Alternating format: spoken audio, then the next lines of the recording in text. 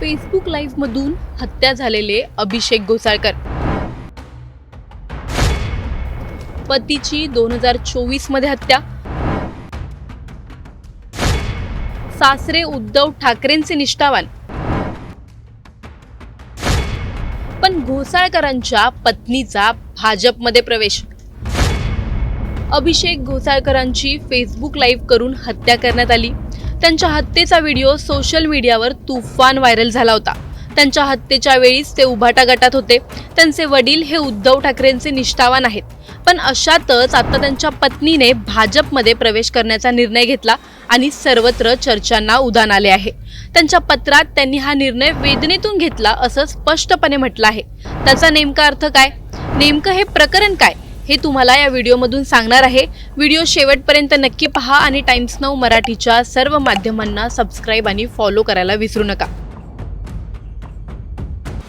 शिवसेना ठाकरे गटाच्या माजी नगरसेविका तेजस्वी घोसाळकर यांनी भाजपमध्ये प्रवेश केल्याने मुंबईच्या राजकारणात मोठी चर्चा निर्माण झाली आहे. 2024 मध्ये पती अभिषेक घोसाळकर यांच्या हत्येनंतर घेतलेला हा निर्णय भावनिक आणि राजकीयदृष्ट्या महत्त्वाचा मानला जात आहे.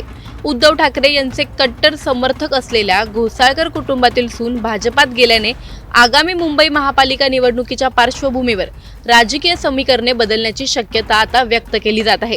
शिवसेना ठाकरे गटाच्या माजी नगरसेविका असणाऱ्या तेजस्वी घोसाळकर यांनी भारतीय जनता पक्षात अधिकृत प्रवेश केला. दादर येथील वसंत स्मृती येथे झालेल्या कार्यक्रमात भाजपचे मुंबई अध्यक्ष अमित साटम यांच्या उपस्थितीत हा पक्ष प्रवेश पार पडला. हा निर्णय खरंच खूप कठीण आहे आणि खूप गोष्टी आहेत त्या मी बोलू शकत नाही. पण एक पक्ष सोडताना किंवा ते परिवार सोडताना त्यांनी ज्यांनी ओळख दिली मला ते सोडताना खूप दुःख होत आहे.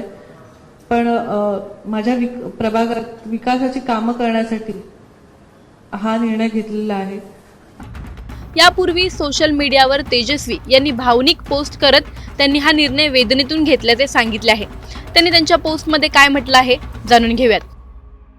आज आपल्याशी संवाद साधताना माझे मन प्रचंड उद्विग्न झाले आहे. आयुष्यात असा क्षण कधी येईल आणि मला असे शब्द लिहावे लागतील याची कल्पनाही मी कधी केली नव्हती. आज मन जड आहे, शब्द अपुरे पडत आहेत, पण तरीही हा संवाद आवश्यक आहे. मी तेजस्वी अभिषेक घोसाळकर, एक अत्यंत सामान्य कुटुंबातील मुलगी, घोसाळकरांसारख्या राजकीय आणि सामाजिक कुटुंबात सून म्हणून आले. समाजकारण, राजकारण हे माझ्यासाठी कधीही महत्त्वाकांक्षेचं साधन नव्हतं. सासरे विनोद घोसाळकर आणि पती अभिषेक यांना साथ देण्यासाठीच मी या प्रवासात पाऊल टाकलं. लोकांमध्ये राहणं, त्यांची कामं करणं, त्यांच्या सुखदुःखात सहभागी होणं यातच मला खरा आनंद मिळत गेला. सगळं काही छान सुरू असताना अभिषेक व मी आमच्या कुटुंबासाठी, आमच्या मुलांसाठी आणि दहिसर बोरिवलीतील आमच्यावर प्रेम करणाऱ्या जनतेसाठी अनेक स्वप्न पाहत होतो. पण नियतीला काही वेगळंच मंजूर होतं. एका क्षणात आमच्यावर काळाचा घाला आला. अभिषेकची निर्घृण हत्या झाली. शत्रूवरही अशी वेळ येऊ नये अशी वेळ आमच्यावर आली. त्या घटनेनं माझं संपूर्ण आयुष्यच बदलून टाकलं. 2 लहान लेकरं, मोडकळीस आलेलं मन आणि तरीही आमच्यावर विश्वास ठेवणाऱ्या असंख्य लोकांची जबाबदारी, हे सगळं पेलताना मी अनेकदा कोसळले, पण पडू दिलं नाही. कारण त्या प्रत्येक क्षणी आपण सर्वजण माझ्या पाठीशी खंबीरपणे होतात. तो ऋणानुबंध माझ्या हृदयावर कोरला गेला आहे. पण आजची परिस्थिती वेगळी आहे. आता घोसाळकरांच्या पत्राचा तो हिस्सा पाहूयात ज्याने सर्वांच्या मनात शंकेची पाल चुकचुकत आहे. घोसाळकर त्यांच्या पत्रात म्हणतात की आज राजकारण करताना, जनतेसाठी काम करताना आणि माझ्या कुटुंबाची जबाबदारी पार पाडताना मला अपार अडचणींचा सामना करावा लागत आहे. अशा वेळी मला केवळ पदाची नव्हे तर मनापासून, निर्भीडपणे आणि मोकळ्या मनाने साथ देणाऱ्या ताकदीची गरज आहे.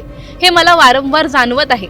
मी कधीही असे म्हणणार नाही की माझा पक्ष किंवा माझे नेते मला ताकद देऊ शकत नाहीत, परंतु मागील काही वर्षांच्या अनुभवांवरून माझ्या लोकांचे प्रश्न सोडवण्यासाठी प्रभाग क्रमांक 1 असो व इतर भाग, तसेच माझ्या मुलांचे भविष्य सुरक्षित करण्यासाठी मला एका वेगळ्या निर्णयाकडे पाहावे लागत आहे. तरीही एक गोष्ट मी ठामपणे सांगते, माझ्या आयुष्यातील अंधाऱ्या काळात आपण दिलेली साथ मी कधीही विसरू शकत नाही. मी कायम तुमच्या ऋणात राहील. जिथे जिथे जेव्हा जेव्हा संधी मिळेल तेव्हा तेव्हा त्या प्रेमाची आणि विश्वासाची परतफेड करेन. आजही मी तुम्हाला शब्द देते, जात, धर्म, पक्ष, विचार न पाहता जेव्हा आपल्याला माझी गरज भासेल तेव्हा कोणताही विचार न करता मी धावून येईन. अभिषेकच्या जाण्यानंतर माझ्या आयुष्यात एकच ध्येय उरले आहे, समाजासाठी प्रामाणिकपणे काम करणे आणि माझ्या मुलांची व सहकाऱ्यांची काळजी घेणे. आज आपणच माझा परिवार आहात, म्हणून बदलत्या परिस्थितीत मला घ्यावा लागणारा हा निर्णय आपण समजून घ्याल अशी माझी मनापासून अपेक्षा आहे. आज मी शिवसेना या माझ्या राजकीय पक्षाच्या सदस्यत्वाचा राजीनामा देत आहे. हा निर्णय वेदनेतून घेतला आहे, पण माझ्या प्रामाणिकतेवर आणि आपल्या विश्वासावर कधीही तडा जाऊ देणार नाही. आपले प्रेम, आपली साथ, आपला आशीर्वाद मला कायम लाभो, असं म्हणत घोसाळकरांनी उद्धव ठाकरे पक्षाला जय महाराष्ट्र केला. हा पक्षप्रवेश मुंबईत पार पडला. गेल्या काही महिन्यांपासून घोसाळकरांच्या राजकीय भूमिकेबाबत चर्चा सुरू होती, ज्याला आज अधिकृत दुजोरा मिळाला. अभिषेक घोसाळकर यांच्या हत्येनंतर तेजस्वी घोसाळकर यांची मुंबई जिल्हा मध्यवर्ती सहकारी बँकेच्या संचालकपदी निवड झाली होती. तेव्हापासूनच त्यांच्या भाजप प्रवेशाची चर्चा सुरू होती. आज त्या चर्चेला देखील पूर्णविराम मिळाला. तेजस्वी यांच्या वेदनेच्या रामरामने पक्षातील अंतर्गत वादाची चिन्ह दिसत आहेत का? तेजस्वी यांची पक्षात घुसमट होत होती का? ज्या पक्षासाठी अभिषेक घोसाळकरांनी शेवटचा श्वास घेतला, त्या शिवसेना ठाकरे गटात तेजस्वी घोसाळकरांना आज पुरेशी ताकद, आधार आणि सुरक्षितता मिळाली का?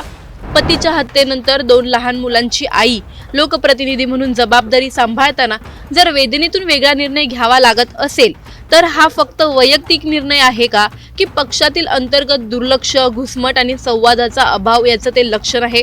ठाकरे गटाने आपल्या निष्ठावंत कुटुंबाच्या सुनेला योग्य न्याय, पाठबळ आणि विश्वास दिला असता तर आज हा राजकीय धक्का टाळता आला असता का?